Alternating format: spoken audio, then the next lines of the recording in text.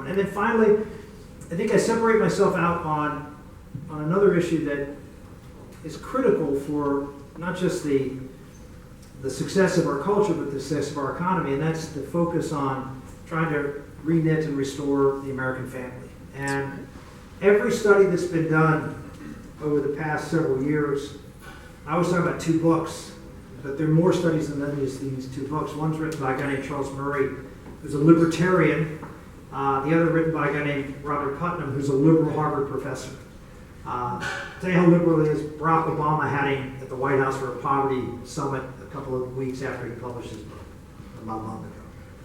So they define the left and the right, and they both come to the same conclusion in their book, that the principal reason for the hollowing out of the middle of America is the breakdown of the American family. And it causes a breakdown in the performance of children in school, and it lessens their opportunity. Here's a number that really drives me.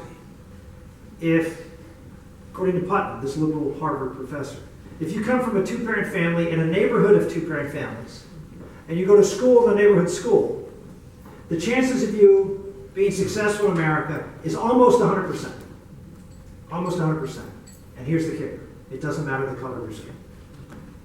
I repeat that. It doesn't matter the color of your skin. It doesn't matter whether you're black, brown, doesn't matter. Same. Now, same. Okay? Or what Barack Obama would tell you, the big difference is race in America. If you come from a single-parent family, in a neighborhood of single-parent families, and you go to the neighborhood school, the chances of you coming from that environment and reaching the top 20% of income earners. Anybody know what the top 20% of income earners is in America? About $85,000 a year. Okay? Not super wealthy.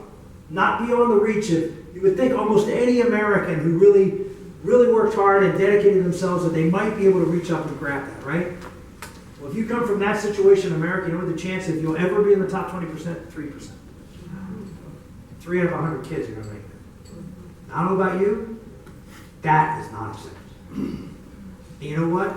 We have politicians in both parties, including the Republican Party, who have become so intimidated by the politically correct rhetoric that they're not even have the courage to go out and talk about this. They don't want to be told, well, you're trying to moralize. Excuse me? Who's trying to impose their moral values on who? What do you think happened last week? Was there some immoral values being imposed last week by the United States Supreme Court? See, it's okay for them to impose their moral values. But if we stand up for what we know is successful in making children healthy in America, we know it. Both sides know it.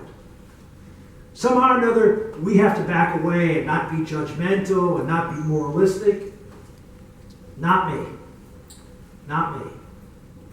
We're going to go out and make the case that the President of the United States is the most powerful agent in America, to use his most powerful tool, the bully pulpit, to focus the American public, our business community, our education community, our churches, our nonprofits, the media, Hollywood.